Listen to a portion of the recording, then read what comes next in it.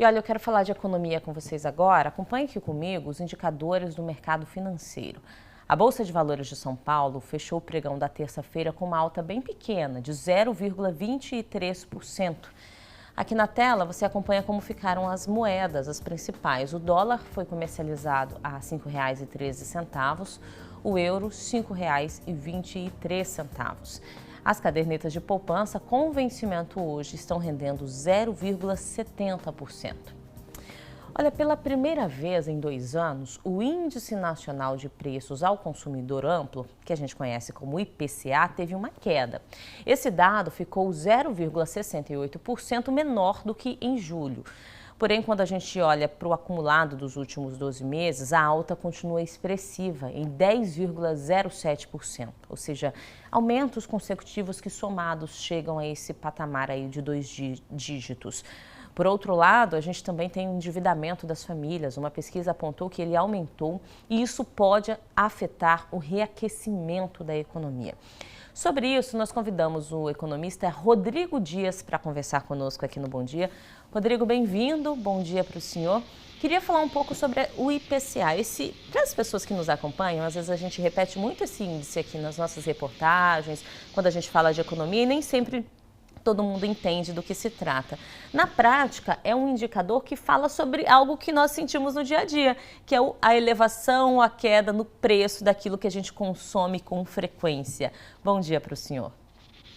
Bom dia, Priscila, bom dia a todos, né? Isso mesmo, o IPCA, porque ficam umas palavrinhas aí, né, umas siglas para a gente, né? O IPCA é um índice que ele vai justamente verificar o preço, né?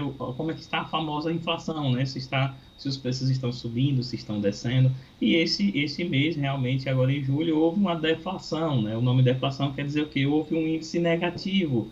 Em vez de ter subido como um todo, os preços, houve uma diminuição. Mas se deve olhar isso com cuidado, porque não quer dizer que todos os preços realmente houve uma diminuição. Quem vai no supermercado sabe muito bem disso que eu estou falando, né? Então, os preços cada vez mais dos alimentos estão aumentando, né? Pois é, entre os índices que são analisados, a gente tem os combustíveis que são contabilizados e os alimentos também. Eu vou trazer aqui na tela, nós preparamos um resumo de alguns desses dados do IPCA para que você aí de casa possa acompanhar essa diferença. Exatamente como o economista Rodrigo citou para a gente, alguns tiveram queda e outros tiveram crescimento nos preços. Então, no total de julho, menos 0,68, que é essa famosa deflação, que é o contrário da inflação, ou seja, a inflação quer dizer que está tudo mais caro, a deflação, quando tem deflação, as coisas estão ficando mais baratas. Porém, quando a gente olha lá para o setor de alimentos e bebidas, nós registramos uma alta de 1,30%. Aí na área de habitação voltou a cair, é um setor que teve uma queda de 1,05%. Aí lá nos artigos pré-residência, mais um aumento de preço, 0,12%. Então outro itemzinho da lista lá da dona de casa que está mais caro. Vestuário ficou mais caro também, 0,58%. Aí o transporte, nessa conta aqui entra a questão do combustível, olha a queda, 4,51%. Foi o que realmente puxou o índice lá para baixo. Aí quando a gente olha para a área de saúde, cuidados pessoais, outra questão essencial, teve aumento, 0,49%. Na área de despesas pessoais, houve crescimento de 1,13%, na educação, pequeno aumento de 0,06% e na área de comunicação, 0,07%. Então, se a gente fizer uma conta aqui, Rodrigo, nós tivemos 2 índices em queda e os outros todos com crescimento. Isso quer dizer que, na prática, no orçamento diário, as coisas continuam com aquela pressão de preços altos, né? Isso mesmo, até porque o motivo que nós tivemos aí de redução, né, como bem falado pela senhora, é justamente o combustível, que aí no caso do transporte teve essa grande diminuição por causa, um dos principais motivos foi justamente o combustível.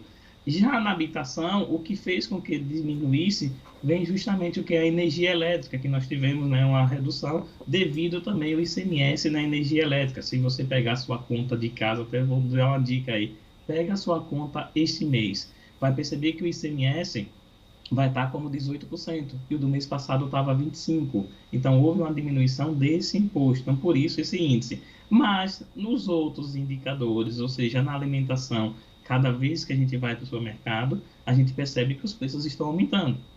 Então, não quer dizer, então a gente tem que olhar esse índice não somente no sentido de, vai diminuir tudo. Não, cautela. Houve 2 índices que diminuíram, mas nós temos os outros que está cada vez mais aumentando, né? Então, tem que ter muito cuidado. E isso acaba fazendo com que aquelas pessoas que têm uma renda um pouco menor sofram mais ainda, né?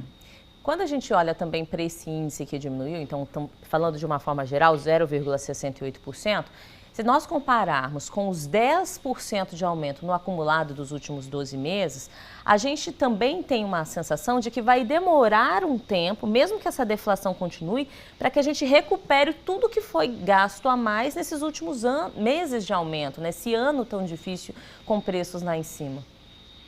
Isso mesmo, né? Eu tá bem interessante aí quando a gente traz a seguinte informação.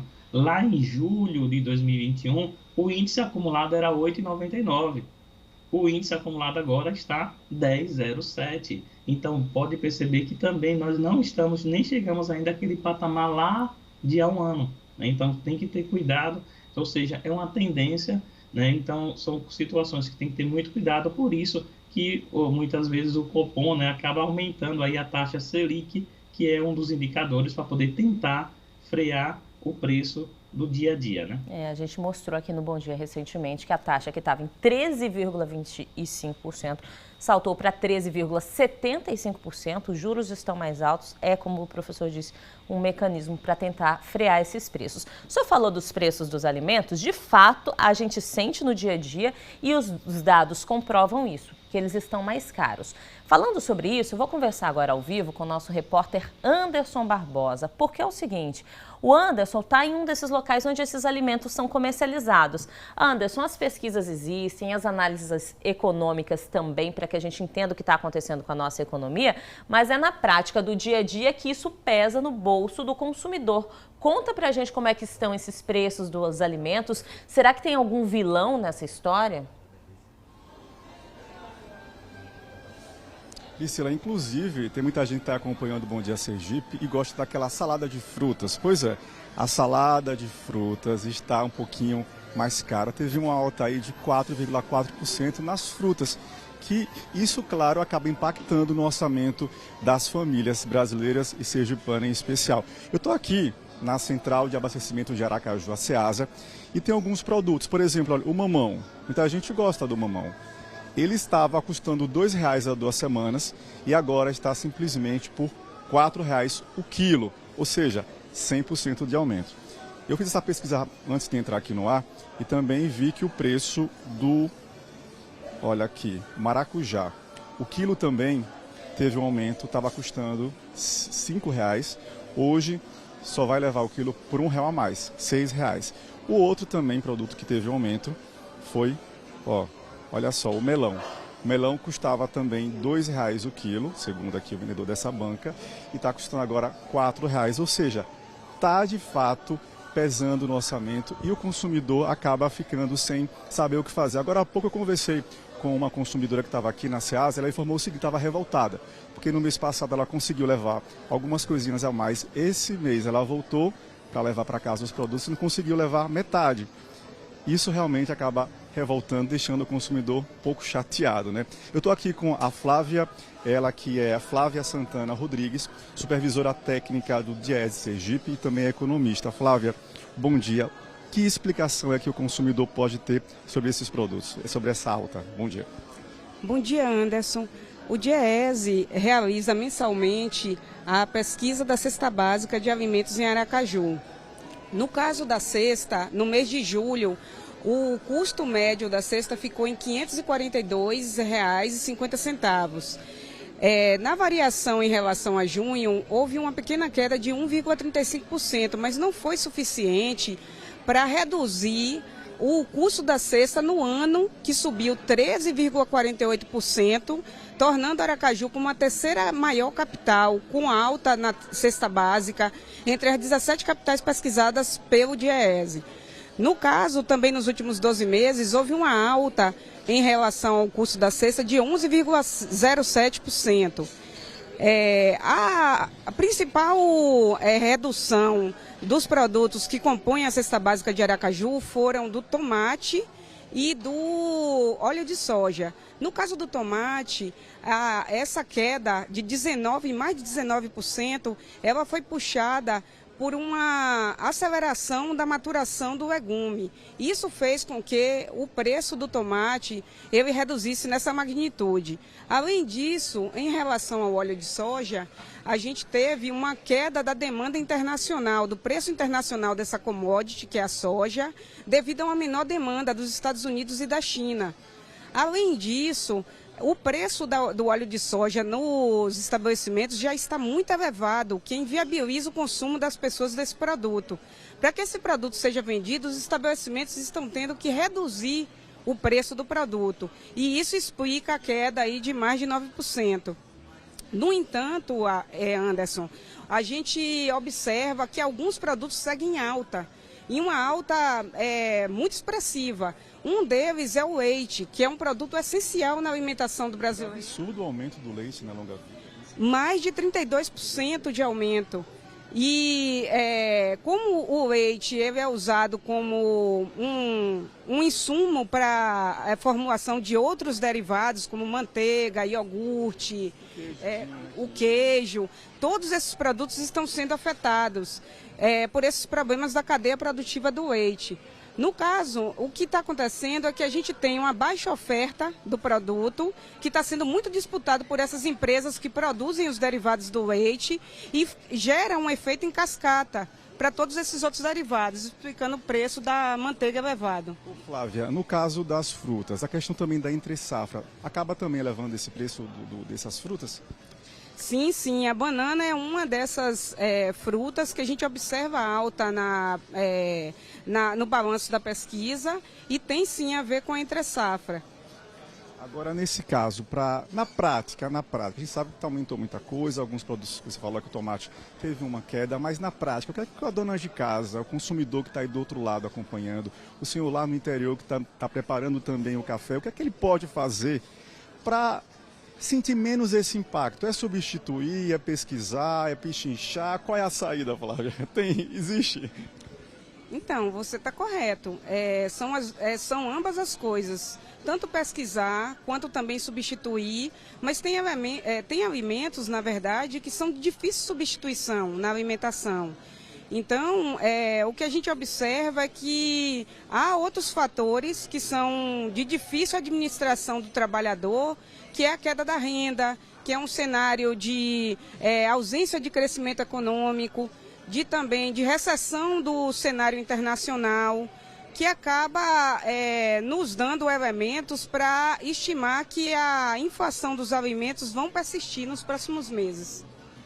Complicado. Muito obrigado, Flávia. Bom dia, bom trabalho. Viu? Obrigada. Agradeço a audiência da TV Sergipe e a Anderson pelo Obrigado, Flávia. É isso aí. Então, olha, o DIEESE faz sempre essa pesquisa e ajuda bastante. Você que, inclusive, quer verificar como está a situação, entre em nosso site, o G1, também lá tem informações sobre esses preços. E, claro, pichincha, né, pesquisa, né, se não for, vai na vendada da sua casa, vem na Ceasa, enfim, vá sempre pesquisar, porque é uma das formas de você conseguir, né, se livrar um pouco desse valor. Só lembrando aqui, por exemplo, as frutas, algumas que eu mostrei, tiveram um aumento de 100%, como foi o caso do melão, né, que estava de R$2, passou para R$4 o quilo, e do mamão. Ou seja, Priscila, eu estava pensando até em fazer uma salada de frutas hoje, mas ia levar alguns itens, mas já vou levar só a metade, porque está um pouquinho caro, né? Vai ser menos saborosa a minha salada de frutas hoje. Eu volto com você, Priscila. É para fazer sobremesa na sua macarronada, né, Anderson, que você faz com atum. E aí você faz uma salada de frutas, mas vai ser com um pouco menos de frutas, né? Leva uma mamão, tá um pouquinho caro, de repente você tenta fazer uma substituição aí. Bom trabalho para você e boas compras a todos. Professor Rodrigo, a gente viu ali, né, esse malabarismo que o Anderson tentou representar para a gente e que na prática é o que o consumidor precisa fazer para tentar lidar com tantos aumentos de itens que são essenciais, a exemplo dos alimentos. A gente precisa comer, mas nem sempre dá para continuar comendo a mesma coisa. Isso mesmo, né? Então, assim, com relação a isso, a gente acaba tendo alguns cuidados no sentido de até substituir alguns itens, né? Então, o Anderson mesmo está fazendo a sua salada de fruta, tem que ter cuidado aí com o leite condensado, que foi um dos que teve bastante aumento, certo? Então, nós tivemos lá Na parte de alimentos que teve bem aumento foi o leite, a parte de leite e seus derivados. Então, a gente que gosta de uma manteiga, a gente que gosta de um queijo, tudo isso elevou bastante a parte de alimentos, né? Então tem que ter, a gente acaba muitas vezes, para que as contas possam fechar no final do mês, a gente precisa fazer algumas substituições. E tem que ter muito cuidado. Então, trazendo um ponto também que houve uma deflação com relação aos alimentos, eu posso citar a batata inglesa, o tomate, que aí foram dois produtos que aí acabaram diminuindo o seu preço, né? Mas, em consideração aos outros, nós temos aí as frutas que são tão saudáveis para a gente, né? E que houve, sim, um grande aumento aí nesse sentido. Substituir as frutas pela sopa. Professor, e outra estratégia que muita gente adota para tentar lidar com esse equilíbrio no orçamento é o endividamento, é o crédito, né? É tentar contrair dívidas para fechar as contas. A gente tem um dado aqui bastante preocupante em relação a isso. Uma pesquisa feita a respeito da inadimplência no Brasil, que é a dívida mesmo, né, quando as pessoas estão devendo. De acordo com a Confederação Nacional do Comércio, 80% das famílias brasileiras estão com dívidas. Então, ter dívida é ter algum comprometimento. Eu tenho um financiamento, eu peguei algo parcelado, eu fiz alguma compra. 80% das famílias estão nessa situação. Só que nesse segundo semestre, 29% das famílias têm dívidas em atraso. E é aí que entra a preocupação. Quando a gente tem um endividamento alto e as pessoas também sem condição de quitar esse endividamento, eu vou dar um exemplo. Se você financia uma casa, você está endividado porque pegou o dinheiro emprestado para financiar a sua casa. Mas você está pagando a sua parcela em dia, então você está conseguindo adequar o seu orçamento. Agora, no momento que você não consegue mais pagar essa parcela, é aí que entra um outro fator preocupante para esse alavancamento da economia, né, professor? Isso mesmo, e esse dado traz também outra informação bem interessante para a gente de se ficar preocupado, porque em média esses 30% das pessoas, então 29% das pessoas dizem que não estão com contas em atraso, mas 10% dizem que estão com as contas em atraso que não vão conseguir pagar, ou seja, esta dívida é impagável. Então são situações que tem que ter muito cuidado no nosso dia a dia.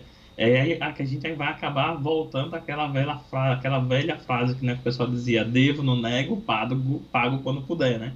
Então são situações que tem que ter muito cuidado. E aí, trazendo esse índice também, com as pessoas que têm um salário de até 10 salários mínimos, que recebem até 10 salários mínimos, a média de endividamento está em 75%. E quem recebe até 10 salários mínimos, 78%. Então, existe, como bem colocado por Priscila, né, você pode ter a dívida, você está no endividamento e você está conseguindo pagar suas contas em dias. Isso não tem problema nenhum. O problema é que quando você tem essas contas e não consegue mais pagar, que está acontecendo com as pessoas, justamente porque por causa do aumento do preço dos alimentos, dos produtos em gerais. Porque o produto em geral aumentando, eu vou ter que escolher o que é que eu vou pagar. Infelizmente, nós estamos chegando num momento onde eu tenho que escolher se eu pago a conta de energia ou se eu compro a comida para casa. Às vezes eu tenho a comida, mas não tenho como colocar o dinheiro para poder ter o gás. Então, itens essenciais para a nossa vida está tendo um aumento significativo, está comprometendo mais ainda a vida do brasileiro, a vida do ser humano. E a gente sabe que o aumento de salário, né, não acompanha essa inflação. Eu agradeço ao professor Rodrigo Dias pelos esclarecimentos aqui no Bom Dia Sergipe, economista.